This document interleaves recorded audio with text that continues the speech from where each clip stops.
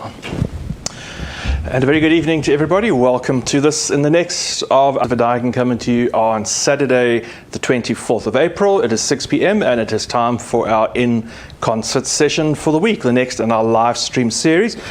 I always make up a little improvisation. I know they all sound the same after 115 so live streams, but I thought that one was rather nice, and I thought I'd just carry on. Once I'm in the moment, I might as well stay with it and explore it and see where it takes us.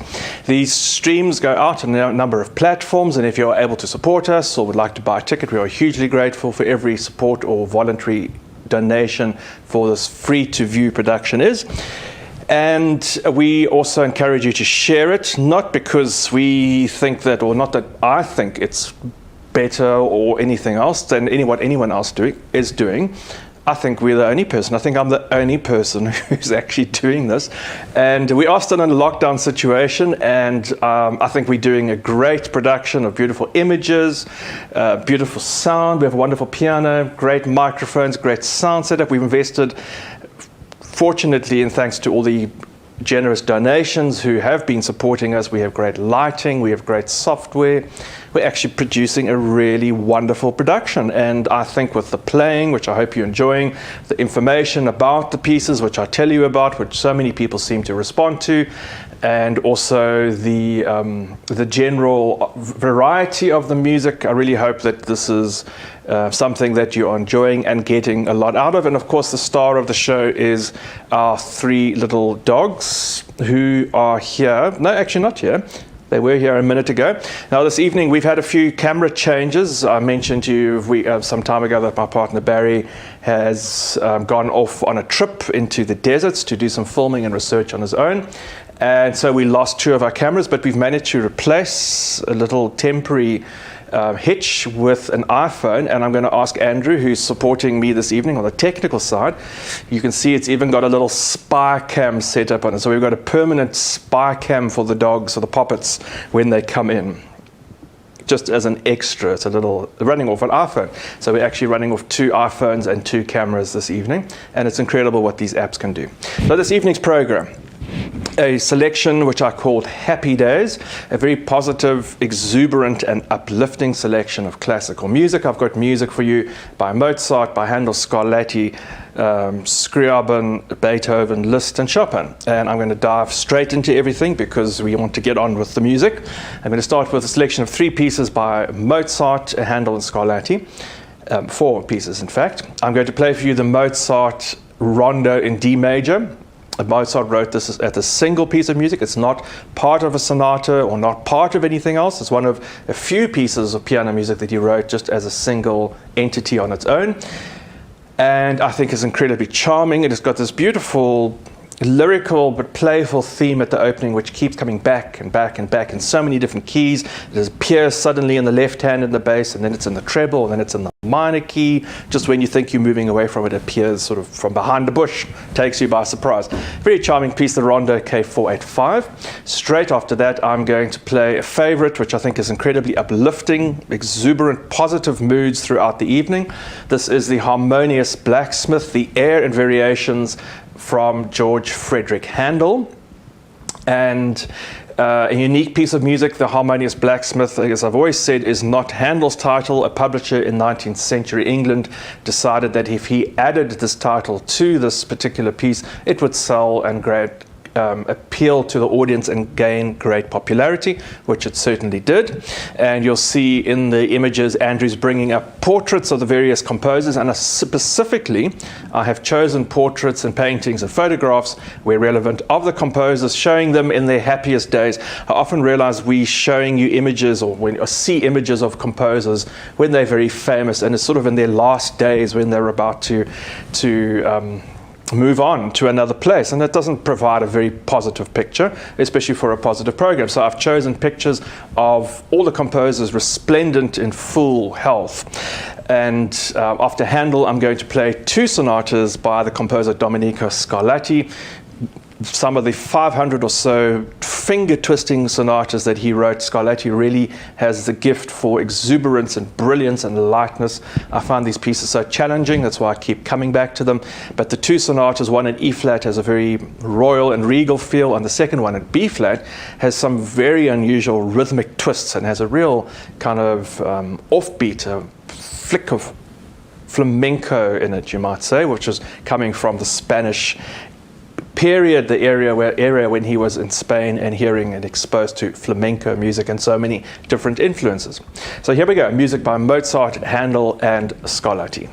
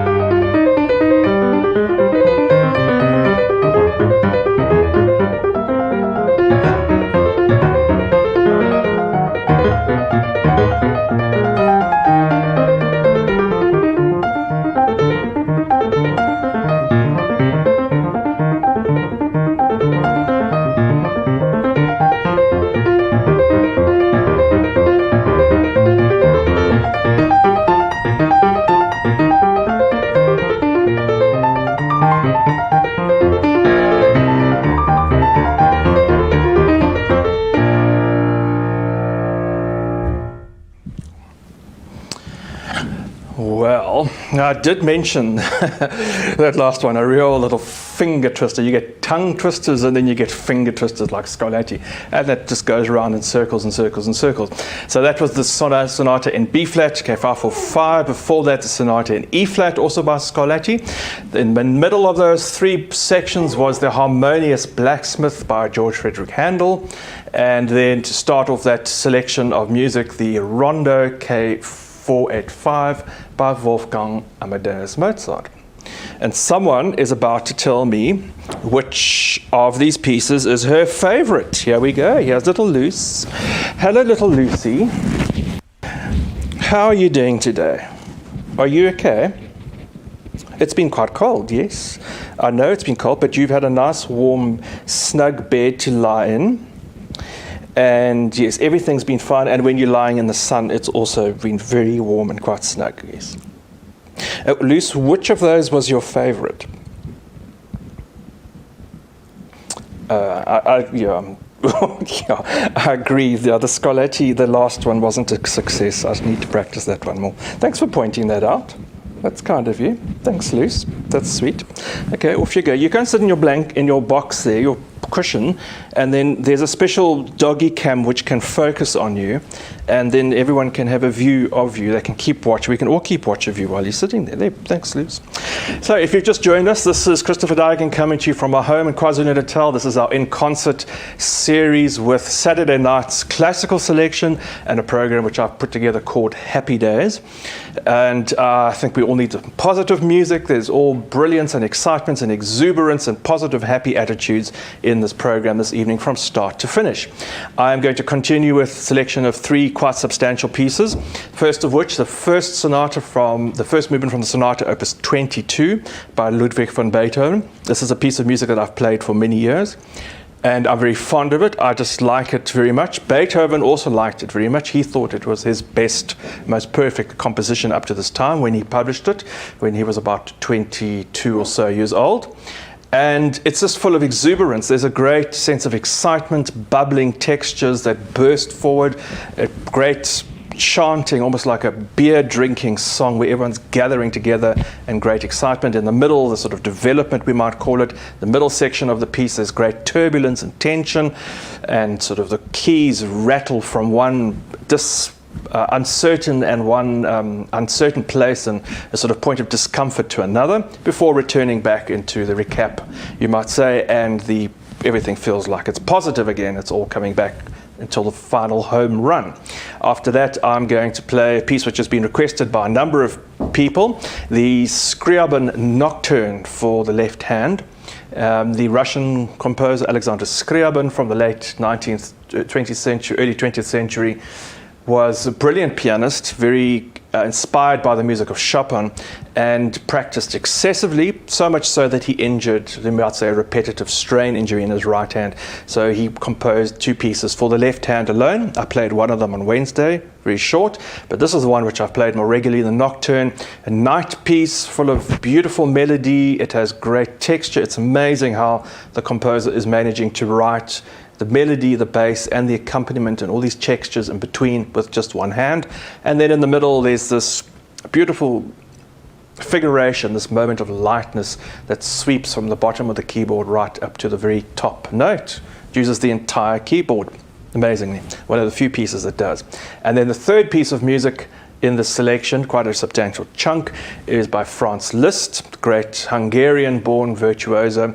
And I'm going to play one of his most, I think, uplifting pieces of music, and very, very beautiful. It's got lovely, joyous moments and also some beautiful, calm details. A piece called Un sospiro, originally an etude, a concert etude, piece of music that really tests and exploits the harmonious blurring of sounds for the pianist. It's going to be fascinating. I'm sure Andrew's going to bring the camera onto my hands, because you see I do some very interesting cross-handed things. It often confuses me and I'm not sure which way to go altogether, but I'm sure that I'm going to manage my way through this evening. So this is music by Beethoven, Scriabin, and Franz Liszt. I'm just going to remove this.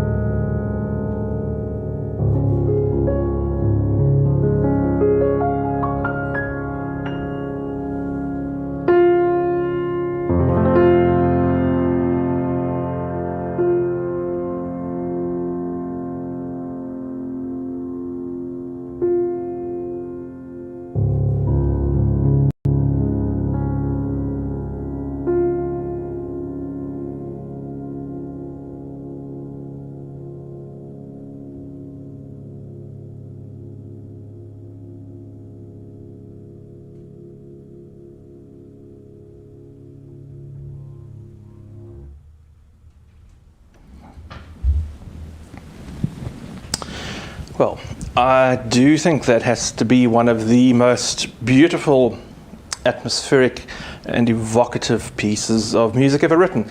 Liszt certainly knew what he was doing in terms of composing music of the exotic, the dramatic, something really beyond the reality of our world, and very positive, and I think just a magnificent piece. Un sospiro, the way that those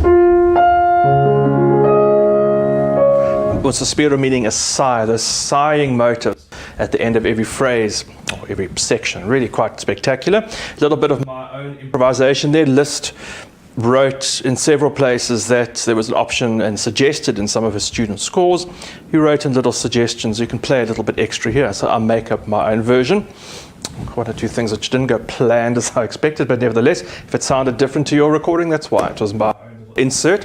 Before that, I played the very beautiful Nocturne for the left hand only by Alexander Scriabin, the great Russian composer and pianist. And I started that section off with the young Ludwig van Beethoven and his first movement from the Sonata, Opus 22. I'm going to end off this evening's program. We've got some really substantial pieces, but it's all so positive and uplifting and happy and joyous music. I think we all need this moment every now and again, and music has such an incredible possibility to uplift, support, encourage, and transform us just for a few seconds and a few moments, and often send us on our way into the world in a new, revised vision, with a new revised space, emotional space, and the strength to conquer something new. And I'm going to play the very famous Polonaise in A flat by Frédéric Chopin to end off, talking about the fact that Liszt had this incredible gift of writing exotic and drama. Chopin really in this piece has something very extraordinary, that he captures something so incredibly personal and human. This desire for upliftment, this desire for a better life, this desire for a triumphant, heroic statement. And he wrote this piece after, or in reaction to the in response to the Russian invasion of his homeland, Poland. And he imagined, I think, in some sense, combining the essence of the Polish dance, Polonaise, traditional Polish dance, essence of Polish culture, with this great feeling of a cavalry, especially in the middle section, driving forward into a battle, a kind of intellectual battle of emotions, you might say. It's such a great piece of music. I'm going to try and play it in a very strict Polonaise style. I've played this piece for many years, sort of my own way, and I think often maybe even quite badly. It sort of comes off even if you do play it badly, because it's so rousing. But I've tried to re-envisage it and bring some of my newest Chopin insights that I've had in recent months to try and play it maybe in the more authentic style, a tighter rhythm, and maybe not quite so exuberant. I have a habit for exuberance, apparently. So this is the Polonaise, Opus 53 by Frédéric Chopin. The dogs are amazingly absent this evening. I don't know why. We have a camera for them and they have just not appeared. Maybe I'll find them later.